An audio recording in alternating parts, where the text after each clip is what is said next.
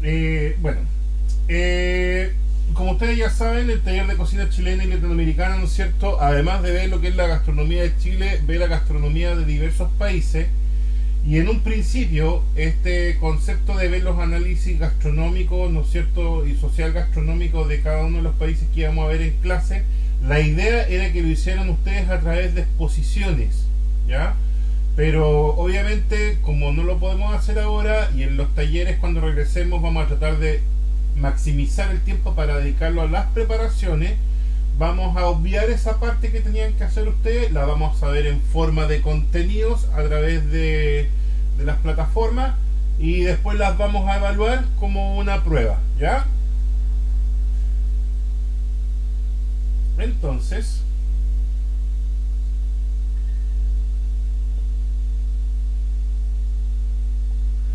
ahí está. El objetivo de la clase de hoy es conocer y valorar la relevancia de la gastronomía mexicana, sus influencias en la gastronomía mundial y las preparaciones que hasta el día de hoy se utilizan de manera tradicional.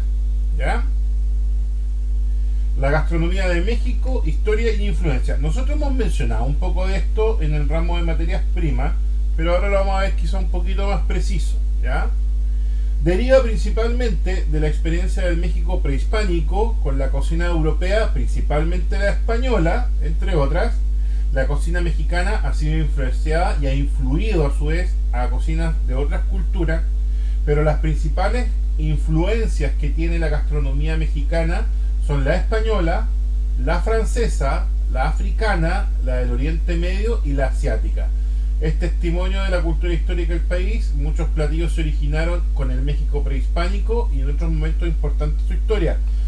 ¿Por qué las francesas? Por si ustedes no lo sabían, en la época que estuvieron los países europeos viendo, repartiéndose entre comillas lo que era América. Recuerden que en la parte norte de América, que incluía México, por si no lo sabían, se los recuerdo o se los digo, fue disputada por británicos, por Inglaterra y por Francia. De hecho, Canadá, que es el país más al norte de América, tiene habla inglesa y habla francesa por esa razón. De hecho, hay ciudades donde el idioma principal es el francés y hay ciudades donde el idioma principal es el inglés, en Canadá. También Francia trató de quedarse con partes de México, no pudo, porque Francia, si ustedes no lo sabían, tenía muchas de las islas. De hecho, Haití era una colonia francesa. De hecho, hay ciudades de Estados Unidos como Nueva Orleans, donde uno de los idiomas que se habla mucho es el francés o el creol, que es una derivación americana del francés, porque las colonias francesas en Estados Unidos tuvieron esa parte. Entonces México agarró también una parte de la cultura francesa gastronómica junto con la española, igual que nosotros, la africana por los esclavos negros, el Oriente Medio, que ya lo hemos mencionado, ¿no es cierto?, porque venía desde África, o sea, porque la parte norte, la parte sur de España estuvo mucho tiempo dominada por los árabes, ¿ya? Así que los españoles traían consigo parte de esa riqueza gastronómica. Y la asiática por la misma razón que en Ecuador y en Perú, porque muchos asiáticos migraron por las guerras del opio, y en esa zona también, si ustedes recuerdan las antiguas películas de vaqueros, siempre habían chinitos trabajando en las líneas del tren, ¿ya? Era la misma razón por la cual aquí en el norte de Chile y en el sur del Perú trabajaban recolectando guano, por ejemplo, ¿ya? La relevancia de la gastronomía mexicana, bueno, primero que nada, la gastronomía mexicana es reconocida como patrimonio inmaterial de la humanidad. ¿Qué significa patrimonio inmaterial? Un patrimonio material de la humanidad, por ejemplo, es el Cusco en Perú, o las pirámides de Egipto en Egipto, o Valparaíso. Valparaíso también es patrimonio de la humanidad, o si no lo sabían, aunque sea todo feo y hediondo a pipí, pero también es un patrimonio de la humanidad. Pero inmaterial quiere decir de que es algo que no es tangible, que no es material, que no es una cosa, que no es un edificio, que no es un monumento, sino que es parte de la cultura de un país, ¿ya? Entonces, como patrimonio inmaterial de la humanidad, la gastronomía mexicana, igual que la peruana, por ejemplo, fueron reconocidas como patrimonio inmaterial de la humanidad. Sus ingredientes básicos y representativos son los platillos mexicanos, son el maíz, el cilantro, el chile, que es el ají, los distintos tipos de ajíes, el frijol o poroto, el piloncillo, que es una especie con la que se hace un agua, el nopal, que es el fruto del cactus, y el jitomate, que es el tomate mexicano. La base de la gastronomía mexicana actual deriva en gran parte de la cocina existente en la época prehispánica, ¿cierto?, anterior a los españoles, con un uso preponderante del maíz, los frijoles, el chile, el jitomate, el tomatillo, la calabaza, el aguacate, que es la palta, el cacao, que es la semilla, ¿no es cierto?, de la planta de cacao con la que se saca el chocolate, el cacahuate, que es el maní, el amaranto, que es una semilla parecida a la quina o a la chía, la vainilla, los nopales, el agave, que es una planta con la que se hace el tequila, que yo sé que muchos de ustedes la han probado, las cactáceas, que son los cactus, hierbas y condimentos varios como el epazote, la hoja de santa, pápalo, quelati, que en el fondo son hierbas, diversas aves como el guajolote, que ya hemos conversado que es el pavo, que era el nombre que tenía el pavo, ¿no es cierto?, en la época prehispánica, y variedad de mamíferos, peces e insectos. Recuerden que ya hemos mencionado de que los aztecas, ¿no es cierto?, y en la zona de México consumían muchos insectos, y eso continúa siendo así hasta el día de hoy, ¿ya? México aportó al mundo productos sin los cuales no sería posible entender la gastronomía actual mundial.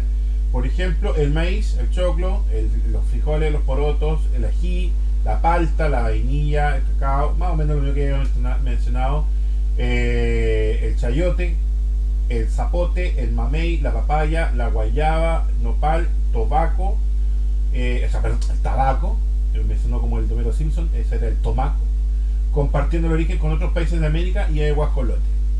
Aquí me voy a detener un poquito porque quiero agregar otra tarea a todas las tareas que han hecho, de todos los conceptos que no suenen comunes. Por ejemplo, si yo les digo cacao, todos van a saber que es la planta del chocolate, pero quiero que investiguen, por ejemplo, el mamey, la guayaba, ¿no es cierto?, el nopal y los anteriores que he mencionado.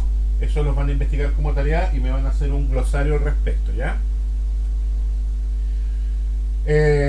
Preparaciones. Tenemos, por ejemplo, el pozole, que es una sopa cuyo ingrediente principal es el maíz, y según la región se le agrega algún tipo de carne y de ingredientes complementarios. Puede ser disfrutado a lo largo de todo el territorio mexicano, pero según la zona va a ser con pavo, o con pollo, o con carne, o con conejo, etcétera, ¿ya? El mole, que es una de las preparaciones más exóticas de México, se caracteriza por contar siempre con diversos tipos de ajíes, de picantes, ¿no es cierto?, especias aromáticas bastante fuertes y semillas entre sus ingredientes, que son molidos en metate o molcajete, que ustedes ya saben que es como decir, ¿no es cierto?, un mortero, ¿ya? Aunque también se consumen en casi todo el país, el mole poblano, que es de Puebla, de la ciudad de Puebla, es uno de los más reconocidos, ¿no es cierto?, a nivel internacional, y además sus ingredientes básicos tradicionalmente se ha preparado con cacao amargo, lleva cacao amargo, es un plato salado, pero que lleva cacao amargo, ¿ya?, chocolate bitter o cacao en polvo. Las enchiladas, ¿ya?, en casi cualquier país del mundo donde hay un restaurante mexicano se preparan enchiladas, así que la gran mayoría estamos familiarizados, es pariente de los tacos, pariente, ¿no es cierto?, de las quesadillas. Su presentación como enrollado como panqueque, ¿no es cierto?, son tortillas suaves rellenas de res, pollo, pavo, cerdo, y generalmente lleva queso y alguna otra especia. Los chiles en nogada, ¿no es cierto?, que es muy conocido, en el fondo son ajíes preparados con una salsa nogada, que quiere decir que es una salsa de nueces, ¿ya? A pesar de lo picante, es muy delicado el sabor, porque la combinación de la salsa de nueces va muy bien con los ajíes, y estos ajíes generalmente van asados, ¿ya?, y rellenos, obviamente. Los tacos al pastor, estos tacos están preparados con carnes de cerdo, la cual es marinada con especias como el achiote, los chiles rojos, y se preparan de esa forma que ustedes ven ahí en la foto, que esta es una preparación tradicional, si ustedes no lo han visto, de los sándwiches árabes, ¿ya? La carne de los sándwiches árabes se prepara así. Y esta, claro, es una influencia que podemos encontrar en la comida mexicana de los árabes, ¿no es cierto?, donde esta carne que se va girando lentamente hacia un quemador, ¿no es cierto? Se va endulzando, ¿no es cierto?, con sabores de cilantro, cebolla, piña. Son muy comunes en la Ciudad de México. eh, es como ir a comerte un completo en Ciudad de México. eh, y lo más probable es que si algún día andan por allá los inviten, ¿ya? Porque el taco al pastor es prácticamente como quien dice vamos a comer un completito con una Coca-Cola.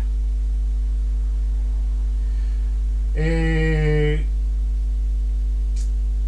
la próxima clase, ¿no es cierto? Vamos a analizar las preparaciones a realizar en clases de México. Y lo que quisiera ver ahora es que si les quedó alguna duda o comentario con respecto a lo que acabamos de conversar, ¿ya? Así que cualquier duda o consulta, siéntanse en total libertad de hacerla.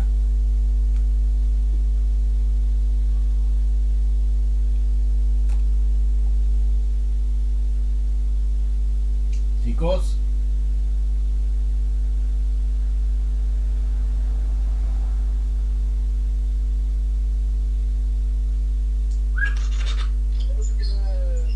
Todo claro, por lo menos lo que explicamos.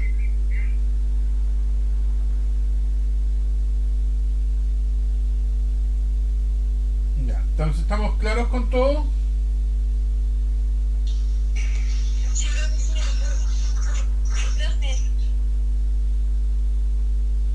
Ya, yo les voy a mandar un par de cosas para que hagan, ¿ya?